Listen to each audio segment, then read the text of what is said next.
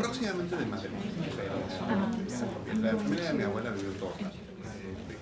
Nació en León, pero vivió en el sur, después vivió en el ¿Tu familia de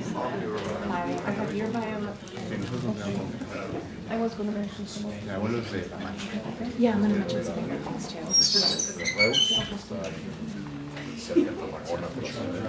Conozco Tarragona y conozco Reus. Tengo un amigo que es de Reus. Pero era el enlace de la inteligencia.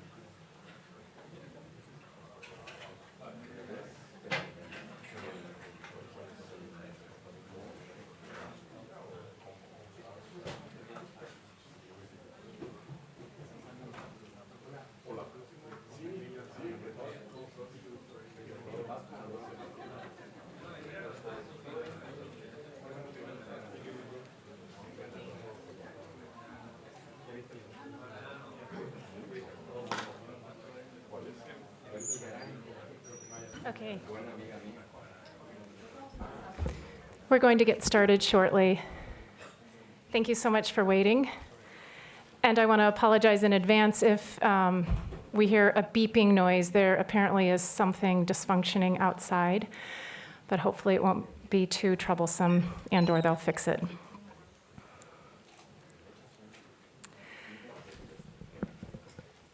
On behalf of the MIT Center for International Studies, I'm Michelle Nooch, Director of Public Programs, and would like to welcome you to today's Starr Forum, U.S. and Mexico in the Trump Era. I'd like to thank our co-sponsor, MIT Mexico, which is a part of the MIT International Science and Technology Initiatives, known as MISTY.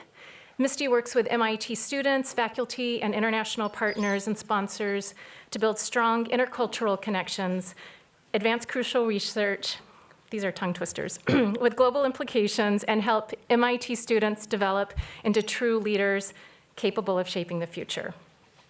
There's more information about MISTY as well as CIS and the Center Starr forums in the back of the room.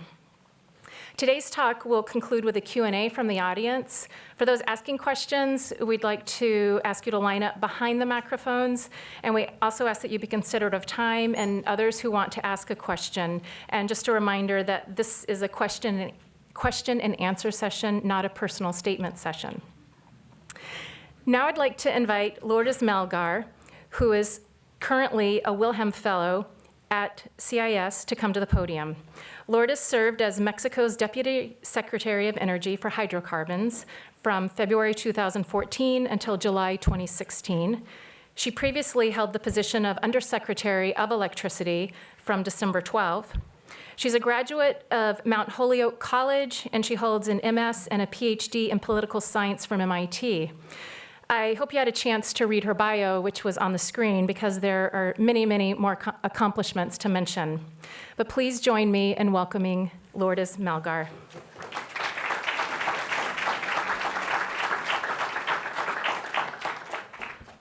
Good afternoon. Thank you very much, Michelle.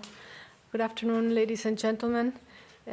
First of all, I would like to thank the Center of International Studies, the Starr Forum, and in particular, John Thurman and Michelle Nuch for organizing this event, as well as to Misty Mexico, Griselda Gomez. Thank you so much.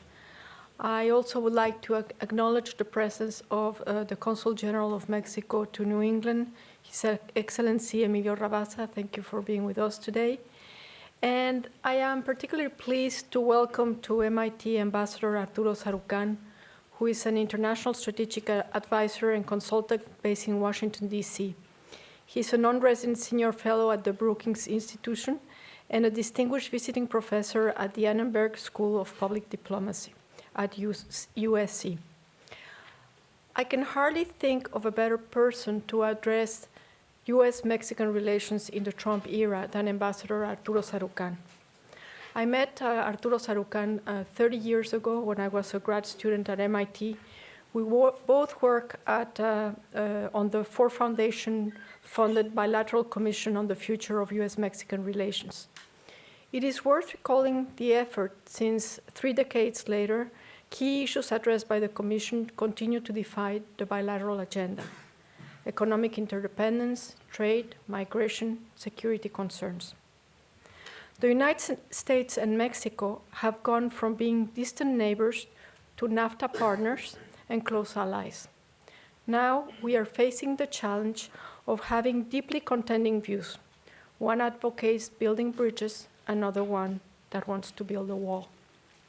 As a career diplomat in the Mexican Foreign Service for 22 years, Arturo Sarukhan has been a central actor in the design and conduct of U.S.-Mexican relations. He began his career as Deputy Assistant Secretary for Inter-American Affairs and was also Mexico's permanent representative to the Agency for the Prohibition of Nuclear Weapons in Latin America and the Caribbean. In 1993, as we were starting to negotiate and have talks with the U.S. Congress over NAFTA ratification, he served as Chief of Staff to the Ambassador of Mexico in the U.S. Then he was appointed head of the Counter-Narcotic Office at the Mexican Embassy in Washington, D.C. Then he became Chief of Policy Planning at the Ministry of Foreign Affairs in 2000 and Consul General of Mexico in New York City in 2003. Where he worked closely with the growing Mexican diaspora in the tri-state area. In February 2007, he became the youngest and longest-serving Mexican ambassador to the United States, a position he held until 2013. Years before there was the presidential tweet, there was the diplomatic tweet.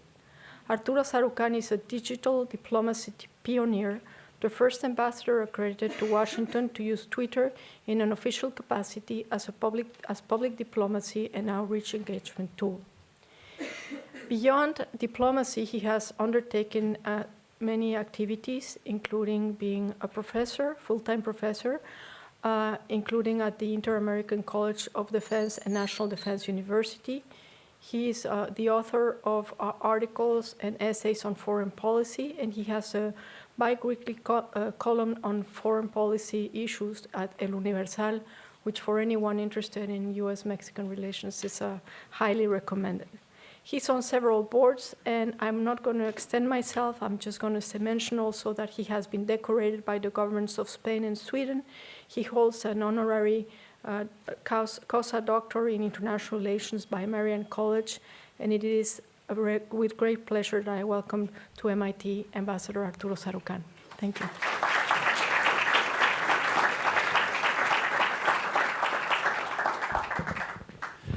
Good afternoon. It's a distinct pleasure to be back at MIT. I was mentioning to Lourdes that I think one of the last gigs I did as an ambassador must have been in December of 2012 was at, I think it was at MIT Sloan. So it's It's great to be back here and to join you. I've been asked to speak for about 10-15 minutes before we have a Davos type of chat, which for any of you know, despite being a recovering diplomat, for a former career diplomat, speaking for 10-15 minutes is a tall task. But I'll try and be brief. I'm always reminded what a very good friend of mine, whom I did my postgrad work with, used to say about speaking in public. He said, speaking in public is like a Texas Longhorn.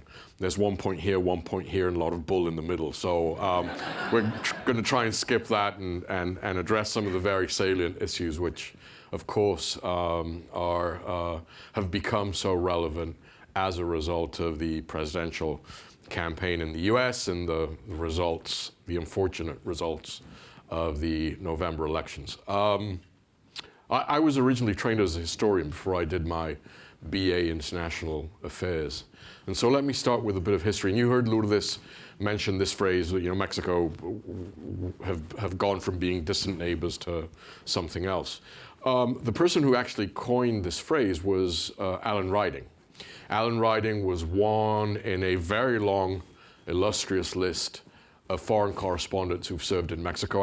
Alan is a British citizen, but he was the correspondent for the New York Times in Mexico for about 12 years. And in the course of his activities in Mexico, he wrote a book that was published in 1985 called Distant Neighbors, about the US and Mexico relationship. And given that the book came out at what is the nadir of the US-Mexican relations in modern history, I think it's a good crutch to sort of discuss why the US-Mexico relationship in the Trump era has created so much discomfort and so much concern, because not since the 1980s had we seen a moment of such profound disagreement as to what this relationship looks like. And what happened in the 1980s was a combination of exogenous and bilateral affairs that profoundly impacted the Mexico-US relationship. The exogenous drivers were that for the first and only time in Mexican-US relations did Mexico's top foreign policy priority collide with one of the top foreign policy priorities of the US government at the time. Remember, Reagan decided in the midst of the Cold War that Central America was a fundamental piece in the chess game that was being played out in the last stages of the Cold War. And as the Soviet Union started engaging with some of the revolutionary and popular movements in Central America, particularly Nicaragua and El Salvador, this became one of the top 3 foreign policy issues of the Reagan administration. And at the same time, the Mexican government decided that Central America was going to be its foremost foreign policy priority. With 2 very different geopolitical outlooks, with 2 very different approaches to the issue, Mexico and the United States start finding themselves throughout the 80s, from the moment that Mexico, along with France, recognizes the Farabundo Martí in El Salvador as a belligerent force at the UN. Mexico and the United States develop a very dysfunctional, not only bilateral relationship, but a multilateral and sub-regional relationship, because the disagreements not only cloud the bilateral relationship per se, but feed into the OAS and the UN, where both countries lead very different approaches to solving the issues of war and peace and reconciliation in Central America. And in the midst of all of this, which is happening as Alan Ryding writes his book, in 1995, the year that the book gets published, the relationship collapses because of a bilateral dispute. 1985, a DEA agent stationed in Mexico, the famous Enrique Camarena, is abducted, tortured, and killed by organized crime in Mexico. Some argue with the support or encouragement or the blind eye of Mexican federal authorities. And this completely scuppers the bilateral relationship. A few years later, the US decides to go after the doctor, the Mexican doctor, that had kept Camarena alive while he is being tortured and interrogated, and they abduct him and cross him over the border into the United States. And this collapses the bilateral relationship. Not since then, not since this moment in the late 80s has the relationship been so acrimonious in terms of how Mexicans and Americans are talking about what's at stake in the bilateral relationship. What's very curious to look at is that a few years after this low moment in the relationship, the dynamics between Mexico and the United States changed dramatically. First, driven by Nafta and the decision to pursue a free trade agreement between the three North American partners, which fundamentally changes the trade and economic synergies between both countries. We can talk about the numbers in depth when Lourdes and I have a go at this, but obviously you know some of the numbers. Mexico and the United States quadruple their trade. We're now exporting 1.4 billion with a B, $1.4 billion a day of goods in both directions. 1 million legal crossings occur on every single day across our border.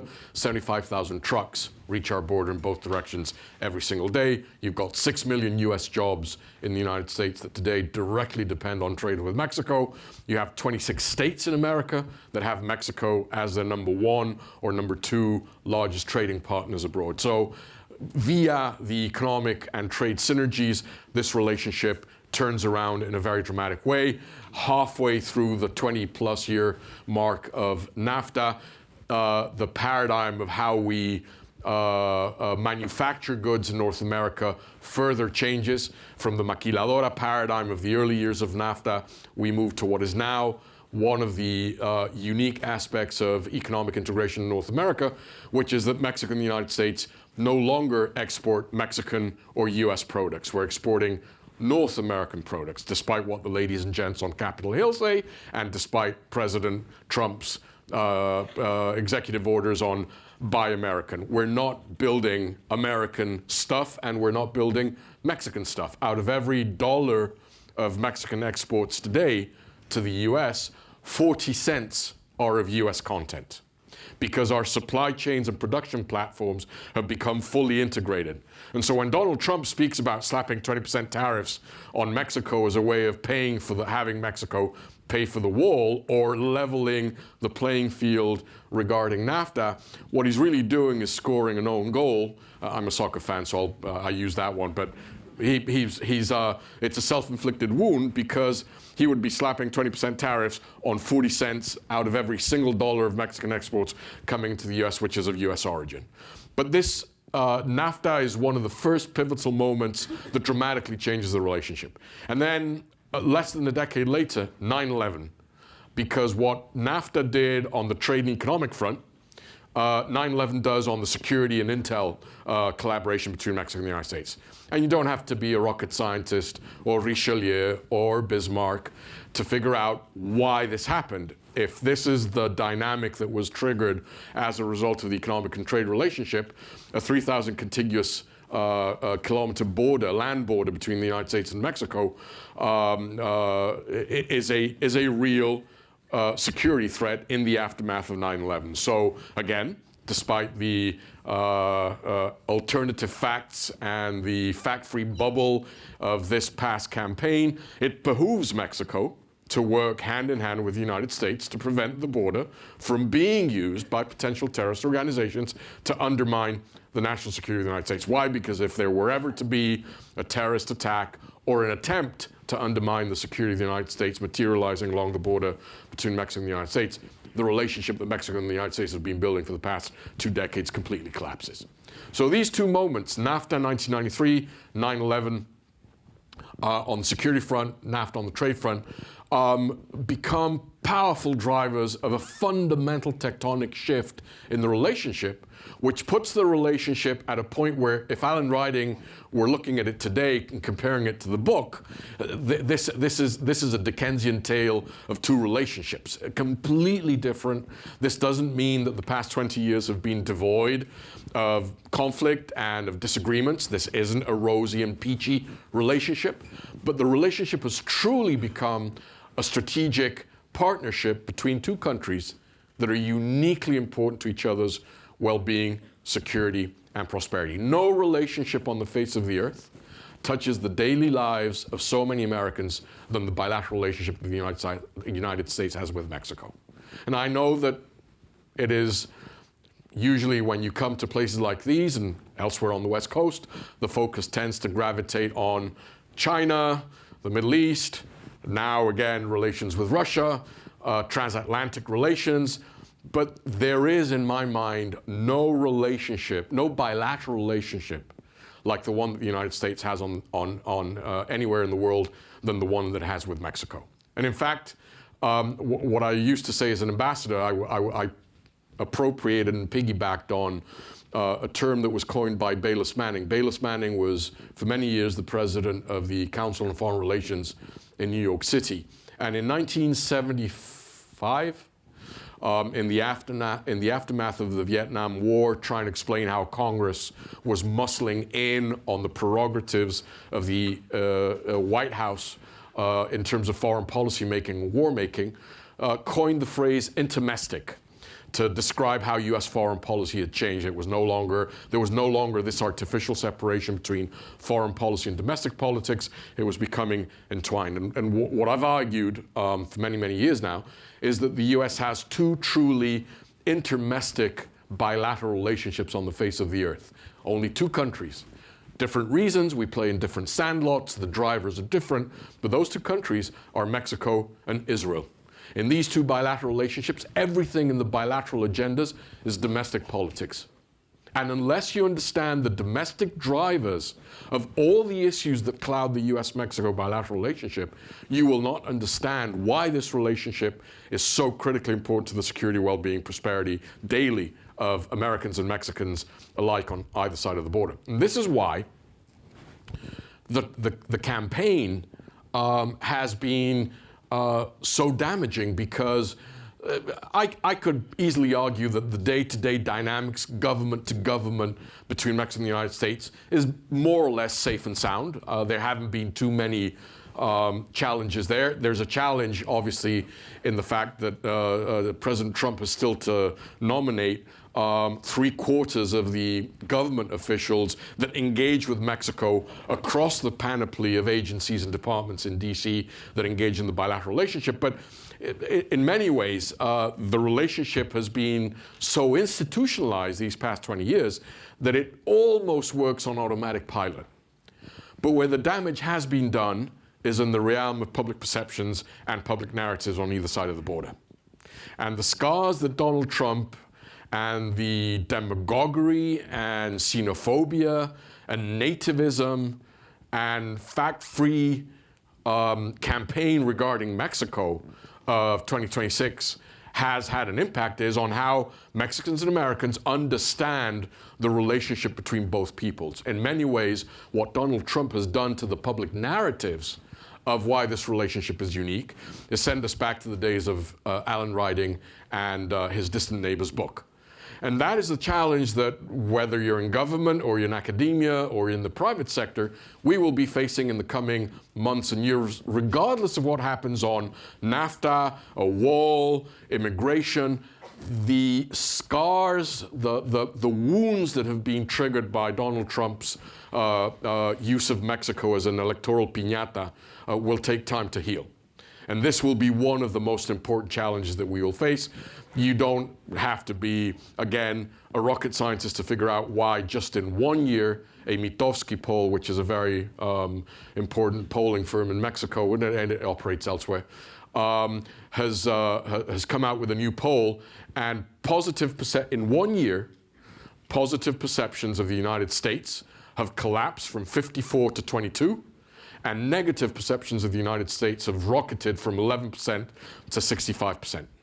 There is a real cost as to what these two countries had been doing in terms of ensuring that our two peoples understood that the success of one meant the success of the other, and that our two nations were like sort of Siamese twins. This is one relationship where, despite what Donald Trump would like, you can't press Control-Alt-Delete. It's going to be there, regardless of what happens. And so our challenge as government officials, former government officials, thinkers, academics, pundits, is how do we prevent what will start happening very soon, particularly in the renegotiation of Nafta, now that we finally have a USTR confirmed by the Senate, and what will eventually happen with border security and immigration issues, that all of this allows both countries to continue to build upon this synergistic, forward-looking relationship. And I'll stop here because I think we have to move over there and then go on with this from there. Allá o acá, ¿dónde? Donde te queden. ¿Quieres? Justo, siéntate, yo me siento. So, thank you very much for your remarks, Arturo. Just to tell the audience, we're going to have a dialogue for about 10-15 minutes, and then we're going to open up to questions from the public, so please prepare your questions. Let's talk first about Nafta. I think Nafta is one of the key elements that defines where we are right now. And let me just read a sentence from the interview that President Trump granted to The Economist on economic issues. And he says, regarding Nafta, he says, so NAFTA's is horrible, one-sided deal that's cost us millions and millions of jobs and cost us tens of billions of dollars. He then goes on to mention that the renegotiation has to be massive, and that it's just a terrible deal, as we all know, because, over 70 billion trade deficit with Mexico. The US has 70 billion trade deficit and 15 billion trade deficit with Canada. So he ends up saying everything in Nafta is bad.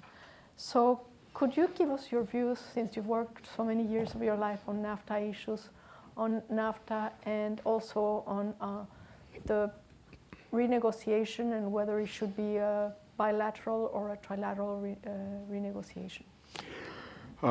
Yeah, this latest interview with The Economist is stunning in the ignorance which transpires most of the issues that he touches upon, including Nafta. I tweeted yesterday, I sort of took a photo of the piece where he says that the changes to Nafta have to be massive, and so I put that and said massive as in his ignorance of the hard data or of his demagoguery in talking about trade. Look, there's no doubt that in a free trade agreement like Nafta, there have been losers and winners. That is more than evident. But for starters, most of the job displacement and job loss that starts happening at the same time that NAFTA is approved is already happening because of automation and robotization in the workforce. This does not mean that there has been labor displacement as a result of NAFTA from the United States to Mexico, but there are many other causes beyond NAFTA that explain what has been happening. When Trump talks about how dreadful NAFTA has been to the U.S., during the campaign, when he would talk about this, I would frequently state and tweet and declare that if he really wants to do something about U.S. jobs, he'd better take care of those 6 million U.S. jobs that directly depend on trade with Mexico, and of those states that have Mexico as the #1 trading partner. It's not a surprise that when certain individuals in the White House 2 weeks ago leaked to the press that Peter Navarro and Steve Bannon were working on an executive order to opt for the nuclear clause in NAFTA, which is the denunciation of NAFTA via Article 2205. What happened was that those who don't want to see this happen found out. They leaked it to the press with the intention of triggering a response, and the response was pretty impressive. It came from governors, it came from GOP members of the Senate, it came from CEOs, and more importantly, it came from the most recently confirmed and minted cabinet official in the Trump administration, former Governor Perdue, now Secretary of Agriculture. Why? Because the agriculture business in the United States has benefited so much from the exports into Mexico. The fact that we're seasonal, we don't compete when the US produces, we don't, and vice versa. And so the ag trade has been one of the great winners of what we've seen in NAFTA. There's no doubt that NAFTA is an old agreement. It was negotiated 20 plus years ago, 1993, when the global economy looked very different from what it is today. There were no such things as Amazon.com or eBay. The fact that TPP had been negotiating disciplines related to e-commerce, data flows, data protection is a clear signal of how outdated NAFTA had become. But it's clear that there is an opportunity to upgrade and modernize NAFTA. If Trump wants to call it a massive renegotiation, so be it, if that allows him to save face vis-a-vis his base. But there is a real opportunity for the 3 North American countries to upgrade the agreement. NAFTA in many ways was if you allow me, a 1.0 free trade agreements. It was a gold standard of free trade agreements at the time that it was signed. First free trade agreement between a fully industrialized and an emerging economy. But a lot of stuff has happened in the intervening 20 plus years since NAFTA was approved. This is one of the reasons why I lobbied so hard when I was ambassador, even though I had no direct responsibility over trade policy per se, that Mexico should become a negotiating party to TPP. Because TPP in many ways was the perfect way to modernize and upgrade NAFTA via the back door without having to reopen NAFTA for a renegotiation, which is like opening Pandora's box. It would allow, by having Canada, the United States, and Mexico adhere to these new 21st century rules-based standards on everything from labor to the environment, to dispute resolution, to data flows, to IPR, to e-commerce. It would allow us to modernize the edifice in NAFTA.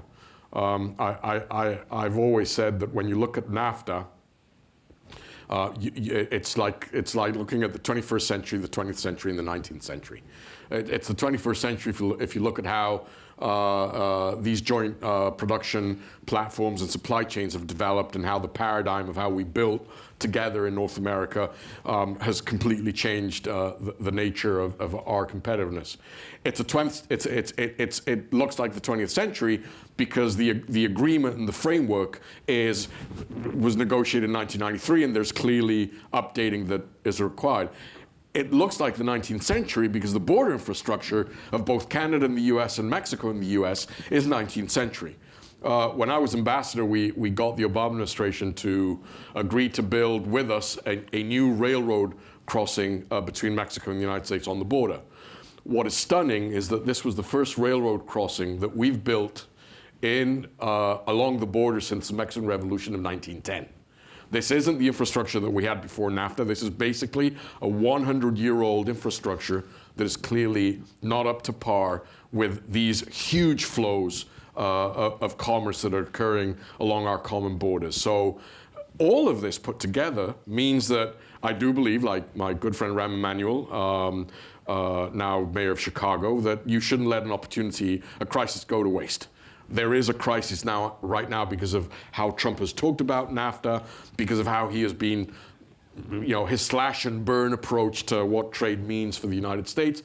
But if the 3 countries can find a way to take advantage of what will be happening soon as the White House notifies Congress that it has started a 90-day consultation process, which apparently will probably happen by mid next week. That will start the clock ticking on that 90-day consultation period. That means that the formal negotiation between Mexico and the United States will not start until August, but we know what happens in August. It's a recess, so the ladies and gents on Capitol Hill aren't in Washington in August. So for all purposes, the negotiations between Mexico, the United States, and Canada will not start until September of this year. Should it be bilateral or trilateral? No doubt in my mind, and I think the Mexican government feels the same. There should be a trilateral negotiation. For starters, if it becomes bilateral, it means that NAFTA is dead. When our Canadian friends a bit antsy with what was going on in the White House at the beginning of the administration, feeling that maybe, they could escape the wrath, which now they've figured out that they have not escaped the wrath of Donald Trump. They sort of started talking, we'll do a deal on our own, we'll negotiate on our own with the US so that we de-Mexicanize the negotiation. And some of us sort of immediately sort of pinged them and said, hey guys, you've forgotten that for Canada to negotiate something with the United States, it would first have to denounce NAFTA itself, because the rules of the game are that no one of the countries in NAFTA can negotiate something to which the third party isn't a part to. So it's clear in our mind that it has to be a trilateral approach. If it does end up being bilateral, as Secretary Ross continues to suggest, then that will mean that NAFTA will have gone the way of the dodo. Let me ask you a couple of things. First one, you did mention TPP, and we all know TPP is already dead. So could you tell us how you see or where you see a renegotiation of NAFTA going, or what kind of issues should be included in NAFTA? The second thing is, how would you make the case about the importance of having a trilateral? I mean, I know what the text says, but in the reality of things, in the way goods and services are produced, in the way we can view the competitiveness of North America, what would be your argument to make the case for a trilateral negotiation?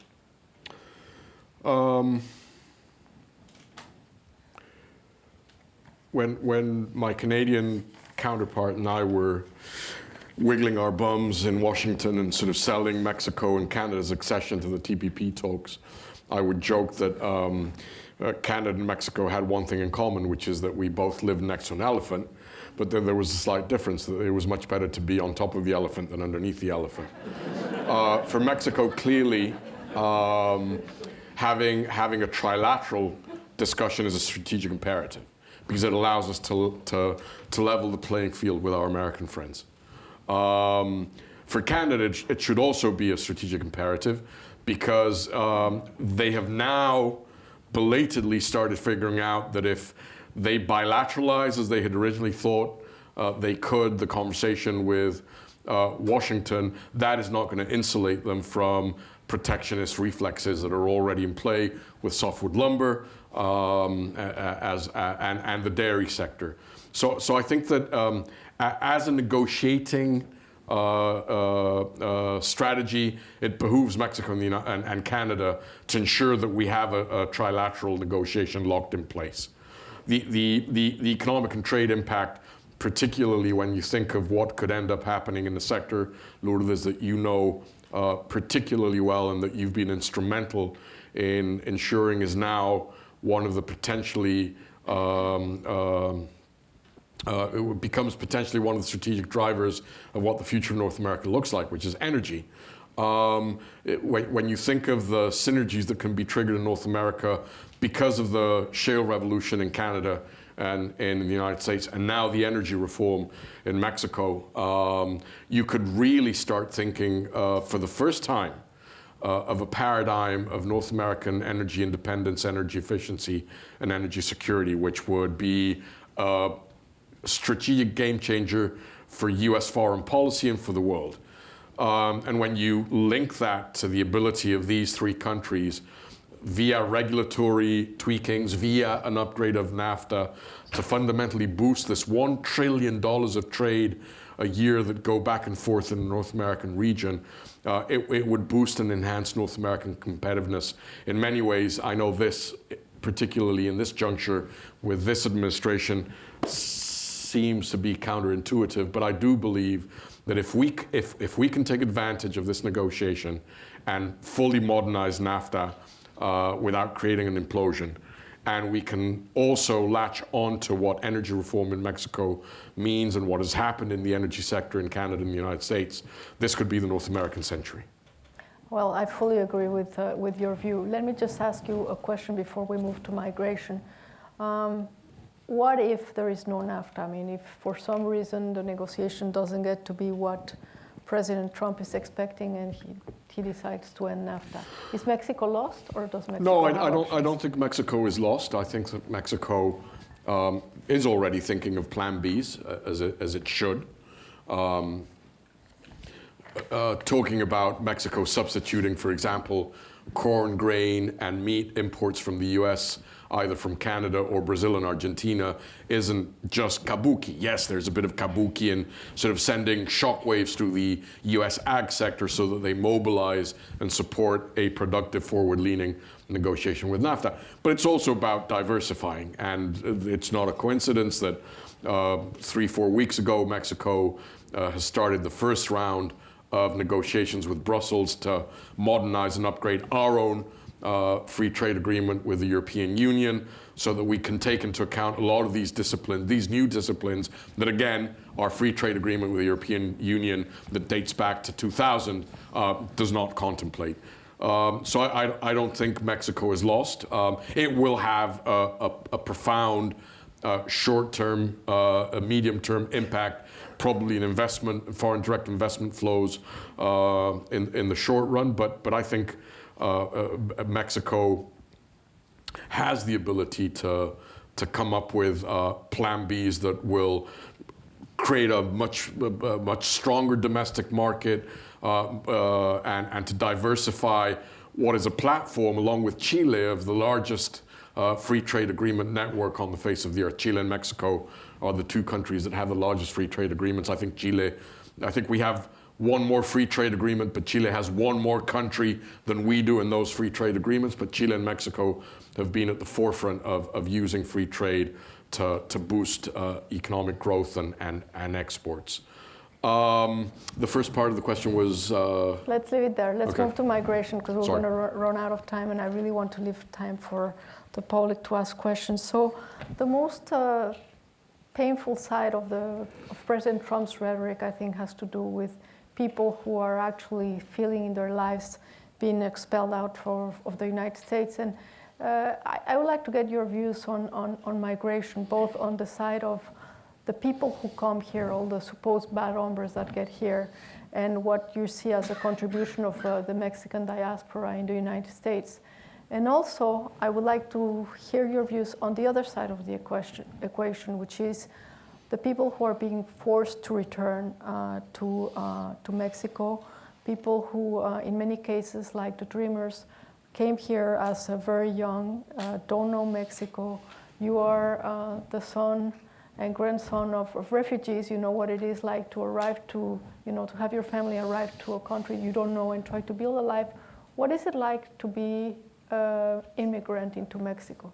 So I don't know if you could address these two issues. Yeah. I have a T-shirt with #BadHombre, and I was really tempted to sort of be wearing it underneath this here today. I just got it 2 days ago, so I'm going to take it to MIT.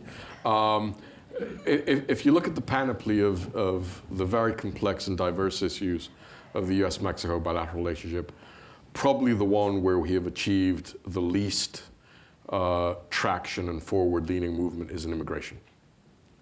In part because at a certain point it ceased being a purely bilateral issue, and most of the solution to the most critical aspects of labor mobility written large in North America now lie in the domestic politics of the United States. And we also saw in this presidential campaign how corrosive and how toxic this discussion has become, despite the fact that by clear majorities, regardless who runs the polls in the United States, you've got 70% of most Americans agreeing that if those 11 million undocumented immigrants in the United States today are tax-paying, law-abiding, hard-working individuals, they do favor some form of path to citizenship, legalization.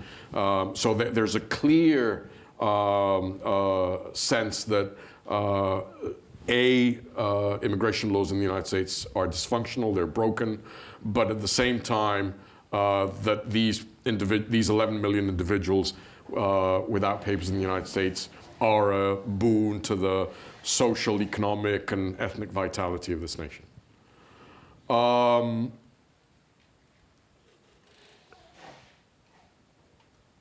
The executive orders and the memoranda that have been released in the 100 days plus of this administration are extremely troubling.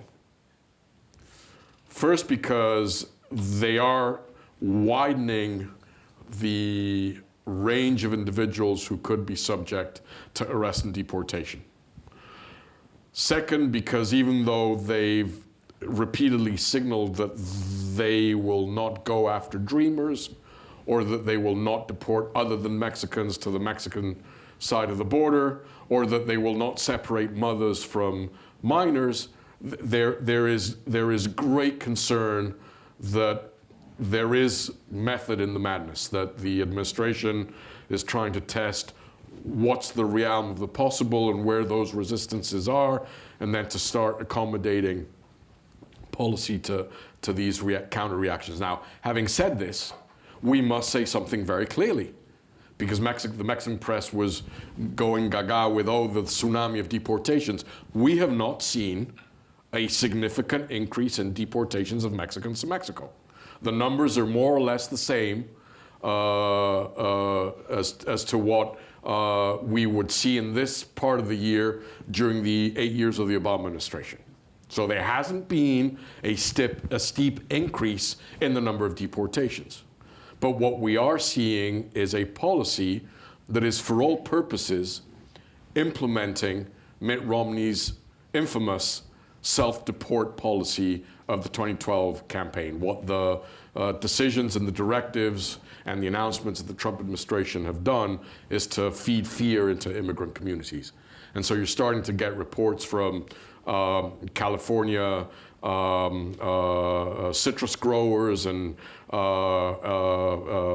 farmers in upstate New England, upstate Vermont, upstate New Hampshire that are starting to report that the workers are simply not coming in because they're afraid that either on the work site or from their homes to the work site, they will be arrested and deported. So fear right now is driving a lot of the dynamics that you're seeing out there in immigrant communities. But again, we have to say this, we have not seen a dramatic increase in the number of deportations of Mexicans to Mexico. And I could go on for hours as to how you solve immigration and labor mobility in North America. I don't think we're going to have time, but suffice it to say that as someone who played a very important role in creating a sense in the US that the only way to do this was to come up with a comprehensive approach, what we in trade call a single undertaking, which is that you don't have a deal unless you have an agreement in every single one of the aspects that make up immigration reform, that there were 4 key pillars that are critical to successful immigration reform. What you do with the flow, temporary workers, labor mobility, what you do to the stock, the 11 million undocumented immigrants in the United States. How do you create a more adroit and intelligent visa threshold and visa ceiling policy, and how you go about creating mechanisms that can regulate temporary worker flows depending on the economic conditions of the U.S. economy.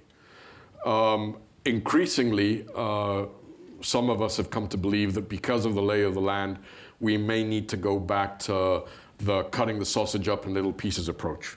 And that's why with President Cedillo and Carlos Gutierrez, former Secretary of Commerce, we participated in a task force that now has a blueprint for how you solve one piece of this, which is temporary workers and circular labor mobility between Mexico and the United States.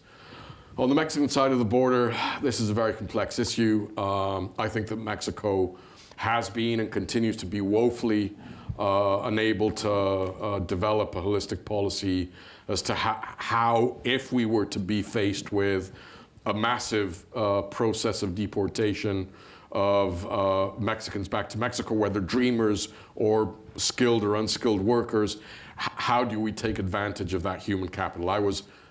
I'll say it very bluntly, and my father was rector of the National University for many years. I was flabbergasted by the statement of the current rector of the UNAM saying that the university had no ability to take in dreamers if dreamers were to be deported to Mexico. And I was very relieved to see that the Minister of Education of Mexico, Aurelio Nuño, a week later sort of corrected the rector and said, we do have the willingness to take in these kids if there were to be important, significant deportations of Dreamers back to Mexico. Shouldn't we be welcoming them? I mean, isn't Mexico absolutely. Land of opportunity for migrants? I think that if Mexico is intelligent, this can be an injection of human capital, the likes we have not seen since the Republican refugees came into Mexico in the 1930s after the Civil War in Spain, and fed all these academic and cultural institutions in Mexico with human talent, with human capital. If Mexico, for example, is serious about teaching English as a second language in the public school system, imagine these Dreamers becoming English teachers in all these public schools across Mexico. Imagine the amount of engineers, of talented young people that could create hotbeds of talent, of research, of entrepreneurship in their community. So I think this is one area where the Mexican government has to really improve the design and the conception of a holistic policy as to how it takes advantage of these individuals if they are deported back, and even if they're not deported, how do we call them back to come to Mexico? This is a land of opportunity. We can give you new horizons to work, to grow, to engage with your home country. Let's open up the mics for questions. There are 2 mics on each side. Please just give your name, and if you could please ask questions, as was said, not statements, we would be really grateful. Please. Yes, Ken Oy from the Department of Political Science. The phenomena of Trump doesn't look entirely unique. We see a backlash against trade and against immigration all over the world. The question that follows from that in US-Mexican content really centers on the following.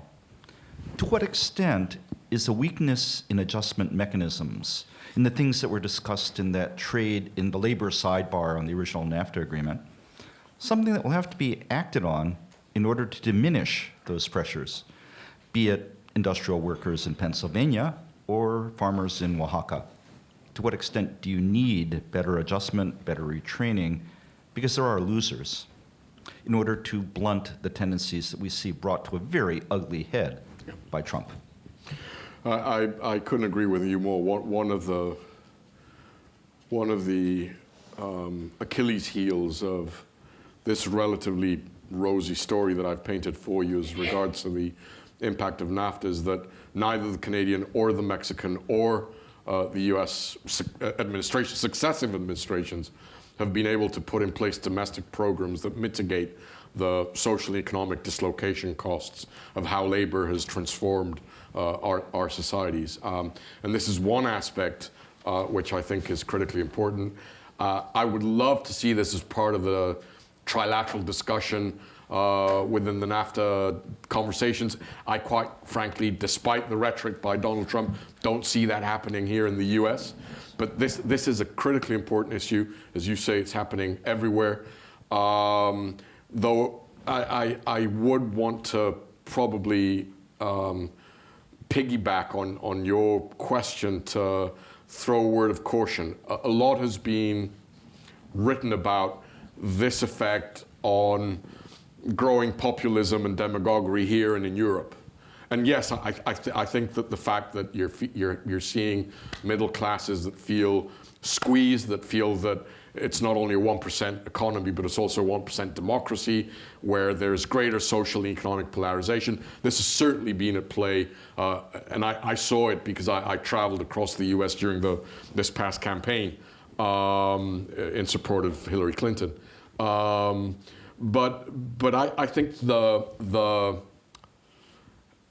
the fear factor of identity, of who are we as a nation, what color of skin do we look like, what language do we speak, the weight of identity politics is, if not at least as equally as important as this, it's very close to having an impact on what explains what we've seen in the US and how that has fed into the globalization, trade, free trade debate in the US and elsewhere. Please. Well, our relationship with Israel, with Mexico may not be as harmful as our pernicious relationship with Israel, but you've highlighted some of the areas of dispute.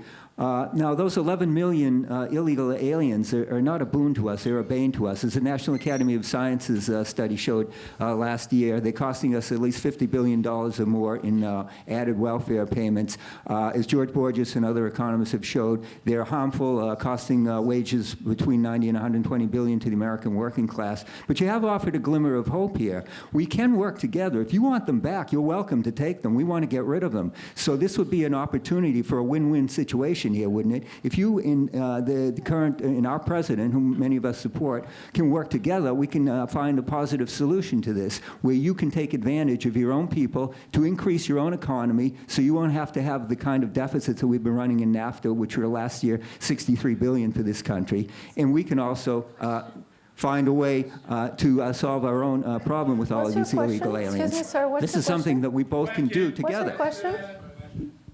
This is a time for questions only. Do you have a question?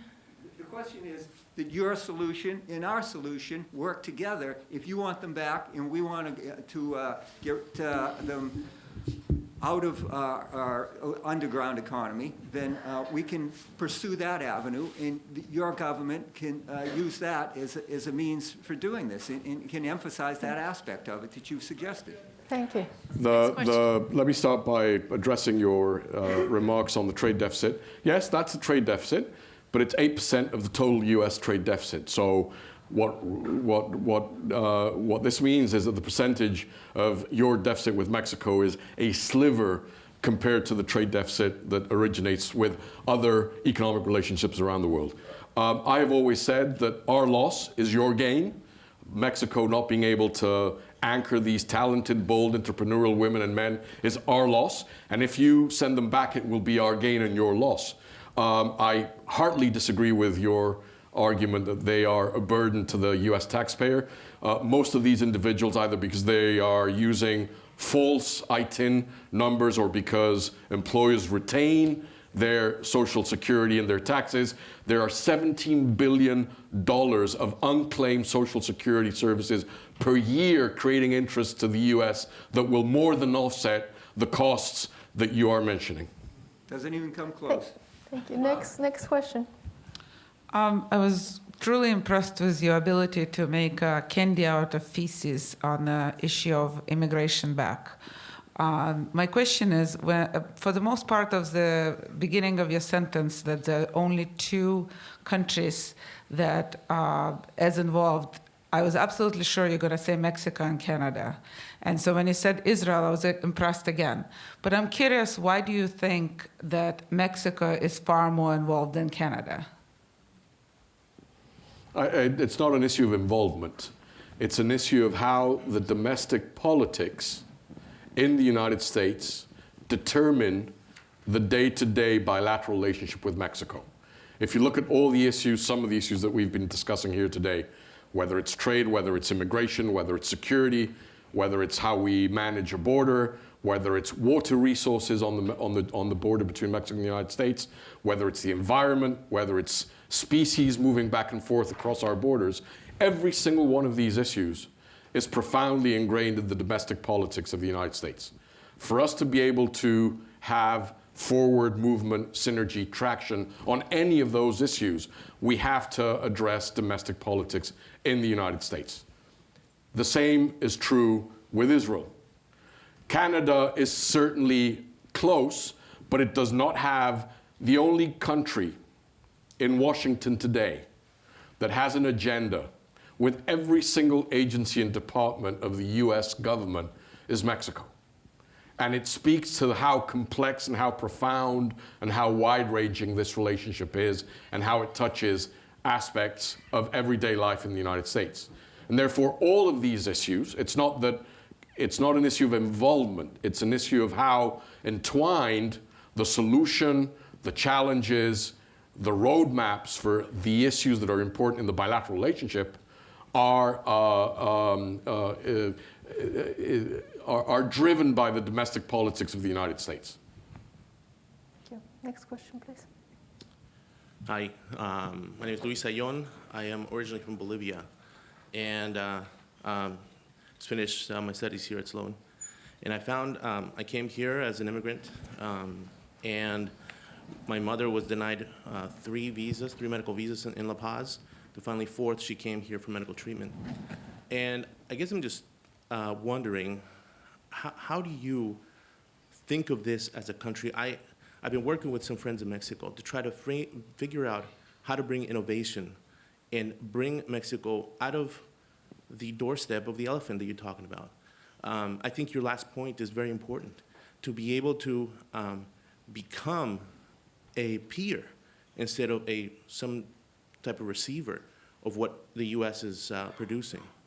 And so I want to explore, how do we, Hispanics that have come here and have been able to reap the fruit of being educated in some of these wonderful institutions, go back and benefit? I believe that through Mexico, I can help Bolivia to get them out of the state that they are, where sadly, this animosity to the U.S.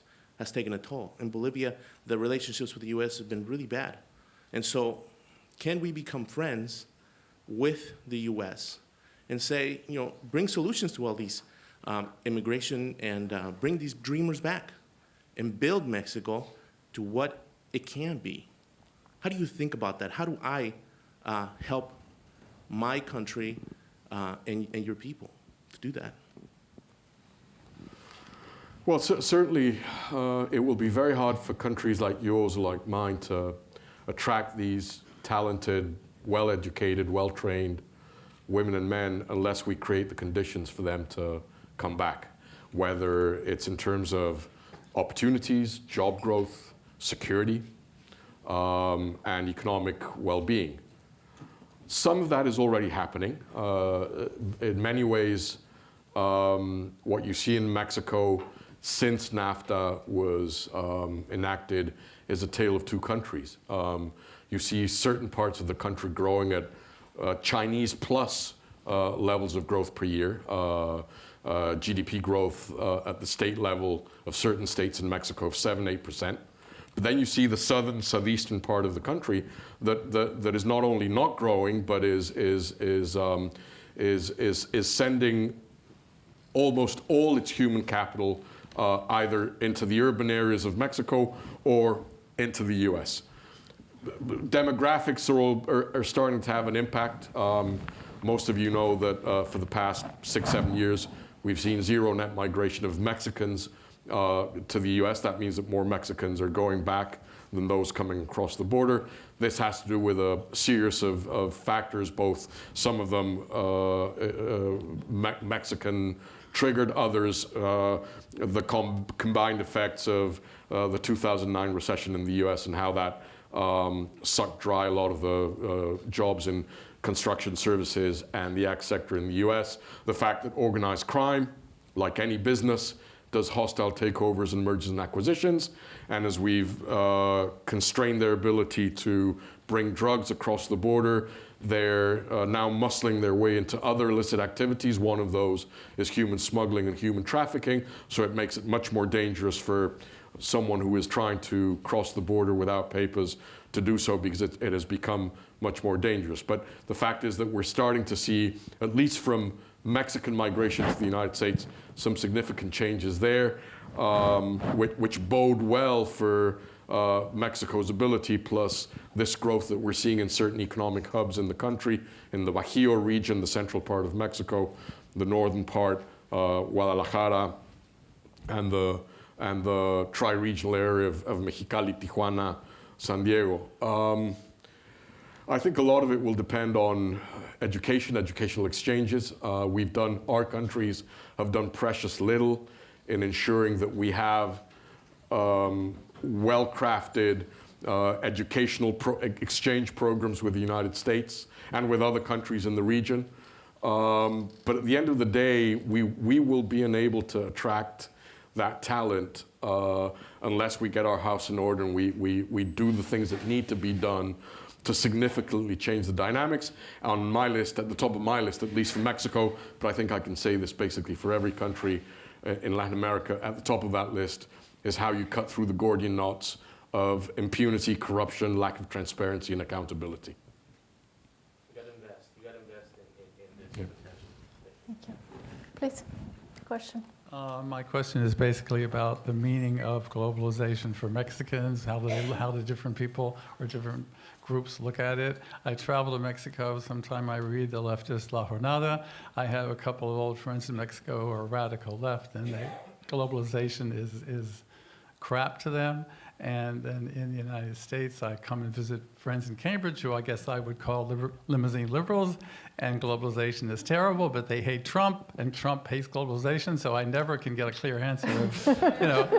So what is your take, like Morena and Obrador and people like that, and how do Mexicans divide themselves when they say globalization? What do different people mean, and how do they feel about it?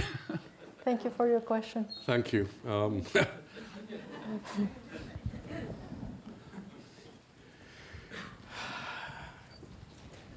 Let's see. I think that regardless of where you are in the political spectrum in Mexico, whether it's in the hard left of Morena or the very hard right of the most extreme sectors of Acción Nacional, there will be groups in the PAN and the PRD and the PRI in Morena that are anti-globalization, regardless of whether you're on the right or you're on the left. I think it has more to, I think that at least in Mexico, this debate has much more to do with an understanding of how a country like Mexico needs to fit or not fit into a 21st century international system. As a career diplomat, as an international relations major, I see I see two basic cleavages in that discussion occurring in Mexico today. One is between open and closed societies and how Mexico is reacting to what it sees in places as diverse as Turkey, Russia, China, or Venezuela. And then the other issue, which is, does Mexico have a role or responsibility to talk about, engage, and push for democratic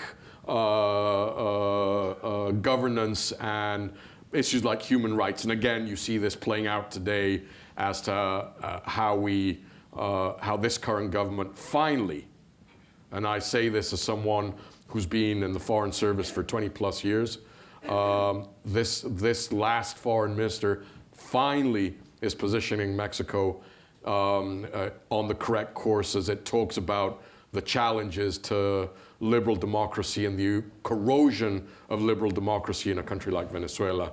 But I think that's where you see a lot of the discussions as to globalization. There isn't the type of conversations that you would see in Cambridge, Massachusetts, or in La Sorbonne as to the effects of globalization.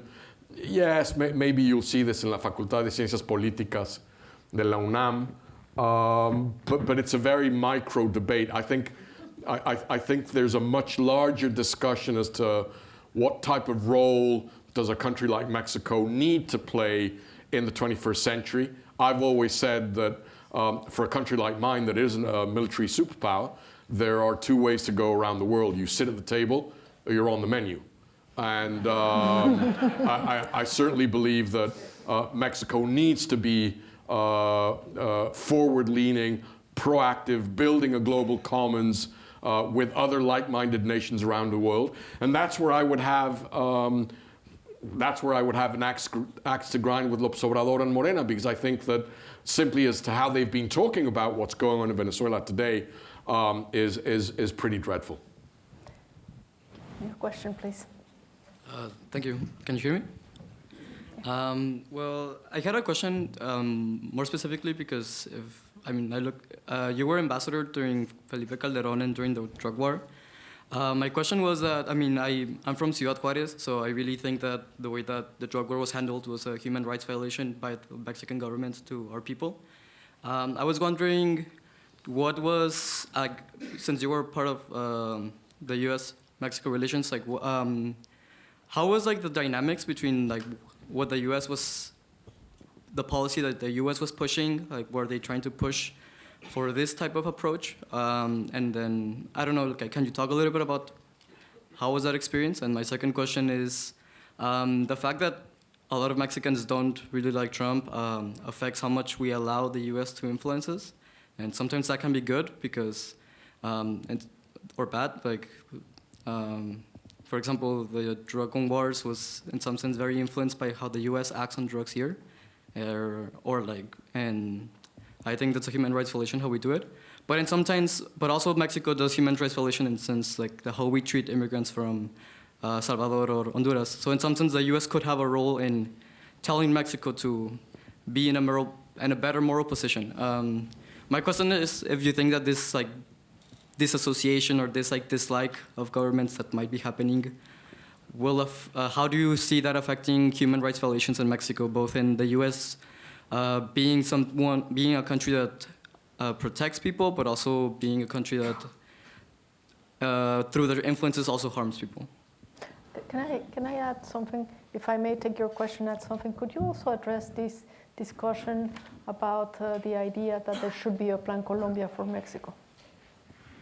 Thanks. I haven't heard that one in quite some time, but yeah, delighted. I would slightly disagree with you in the following sense. I don't think that the policies per se are a human rights violation. I think there are human rights violations in the applications of those policies. I don't think that the decision to take on organized crime in Mexico is a human rights violation. I think there are human rights violations in how the policy is sometimes pursued. Yes.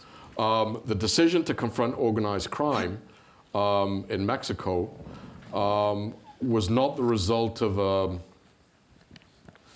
moral crusade, or whether Felipe Calderón as president would agree that you should or you shouldn't light up a joint. I think I know where he stands on the subject, but it was predicated on the conviction that organized crime dealing with illicit drugs was the most pressing and dire challenge to the institutions in Mexico.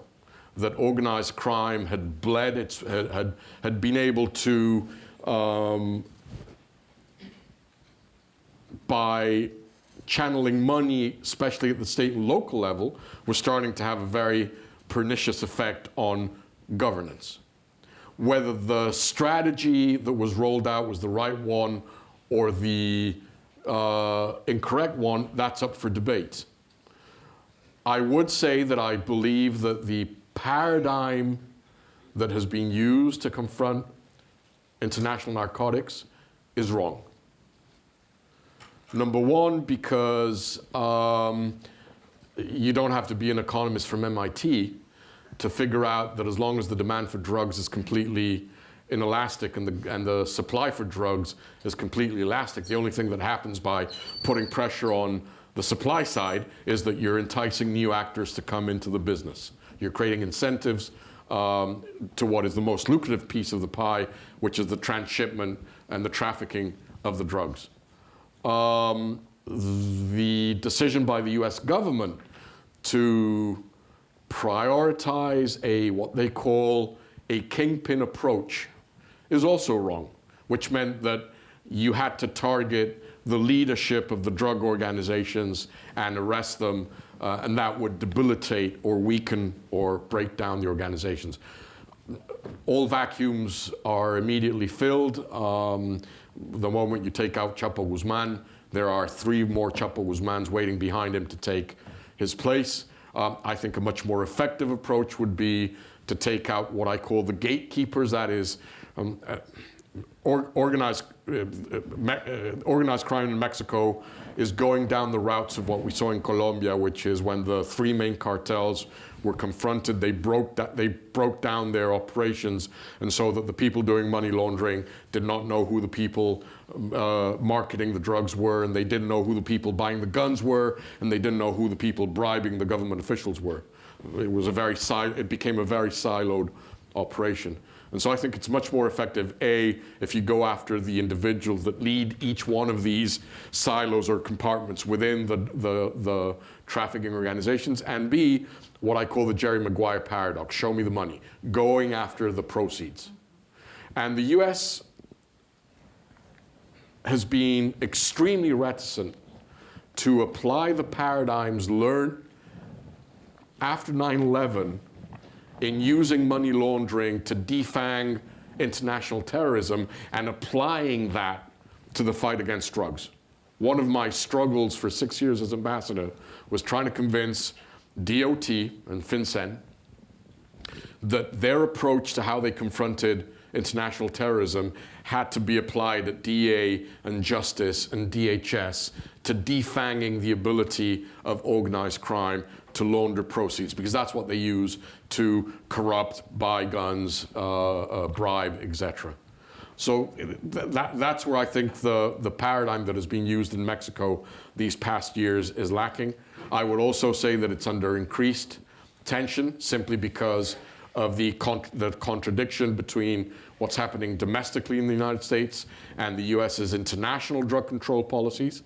You can't ask countries like Mexico or Canada to continue spending our Churchillian quota of blood, sweat, and tears in eradicating and seizing cannabis if it is now legal for recreational uses in 9 states in the United States. And that contradiction is going to create a lot of challenges for how the United States engages with some of its partners in the fight against transnational organized crime and illicit narcotics.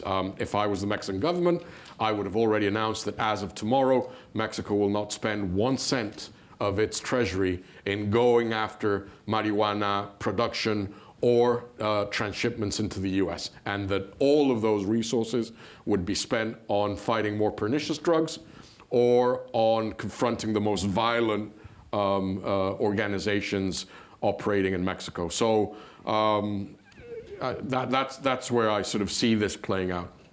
We have time for, we're running out of time, so we're going to take the 2 last questions before we close. So please go ahead.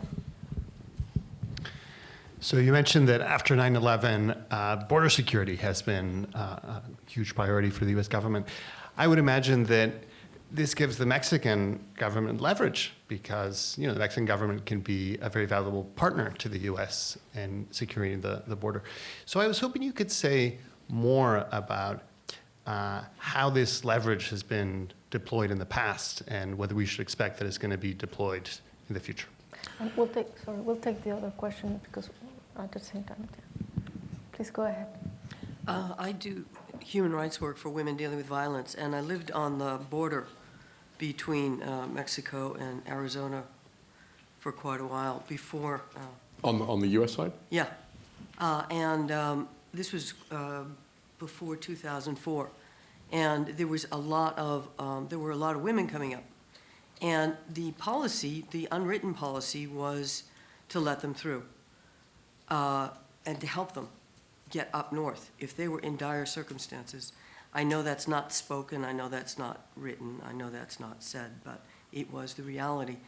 What happens now is that those women, as we know, they come here, they build a life, they have children, the children are dreamers, and then as we saw in the news, one of the women is actually deported. She's the breadwinner for 4 children. So my concern is that I'd like to start looking at it more of a multilateral approach among all the nations. There's an Inter-American court or council, is there? There's an Inter-American Human Rights yes. Court. Yeah. And they did some very interesting work on behalf of the U.S. There was a restraining order law in the U.S. that was not upheld, even at the Supreme Court level. The Inter-American Human Rights Court got it upheld. So I'd like to see maybe through human rights work, a wider, peer discussion. And when we do human rights, of course, from the bottom up, we start dealing with all organized crime. It all shows up. So if there's something we could do there. Yeah. You have 5 minutes to answer. Both questions. Absolutely. There's a lot of leverage that Mexico can do on this front because of what has happened after 9/11. There's some stuff that we can discuss publicly. There's some stuff that we can't discuss publicly. Not even in my incarnation as a civilian these days. But certainly things like the fact that Mexico shares passenger lists with the United States of individuals coming into Mexican airports to ensure that, among other things, if an individual has been denied a visa in the US because he or she is thought to be linked, or there's proof that he or she is linked to a terrorist organization, that individual can't visa shop. That is, they can't go to Canada and then come into Canada and then from there try to get into the US, or vice versa from Mexico. So we exchange that information, we collate those databases to ensure that someone who's on a watch list can't board a flight to Mexico City or to Montreal. And that's been going on every day since 9/11 for all these past years, and it has proven to be a very effective way of ensuring that people who should not be traveling to the North American region are coming in. We've never had to use this as leverage in the past because we'd never faced the type of challenges that we face today in the bilateral relationship. I can't speak for what the Mexican government will or will not do as it moves forward, but I can share with you something that is public, which is that the Mexican government has decided, in what I think is the right approach, to link all the issues of the bilateral agenda in negotiating with the US administration. When I was describing these 20 plus years of interaction between Mexico and the United States, there was sort of one golden rule of the bilateral relationship, which is because it was so complex and there were so many moving parts, we would ensure that if there were disagreements in specific areas of the relationship, we would not link them to other areas of the relationship so we wouldn't contaminate the relationship as a whole. So what we did was de-link all the issues of the bilateral relationship. So if we had a dispute on sugar, we would solve that dispute without linking it to water resources on the border. What the Mexican government has now done in a break with that 20-plus year policy is saying Trump wants to talk about Nafta, a wall paid for by Mexico, and undocumented immigration. Mexico's going to put everything on the table, which is a way of signaling that if you, the US, start taking unilateral decisions, we will put stuff that had never been put on the table as a negotiating chip. For someone who's worked 23 years on hopefully improving this bilateral relationship, that for me would be a step backwards, because we know the type of relationship that we need to build with the United States going forward. But at the same time, it's the only way that we can create a level playing field with the United States and with an administration that seems to be convinced that it can bully its way, and that the Sinatra doctrine of my way or the highway is the way to approach a neighbor and a strategic partner. So I don't know if the Mexican government will finally do something in terms of linkage of these issues related to border security or not, but it has signaled that it is willing to do so if it needs to do so.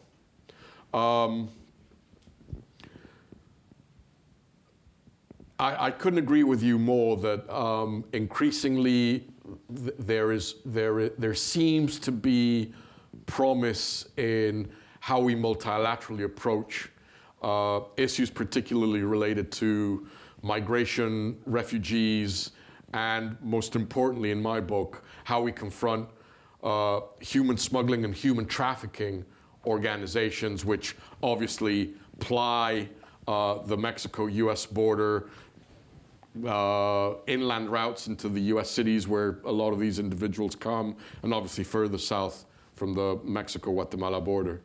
There's going to be a special session this year. I don't know if it's a special session per se, but there will be a segment in this year's UN General Assembly, which is co-chaired by Mexico, which will be precisely attempting to look at migration flows from this multilateral perspective, where I fully concur with you, and this may sound weird from someone who spent all my life, with the exception of these 4 years that I've been out of government, in the Foreign Service, is that in this bilateral relationship, the federal governments in Washington, D.C.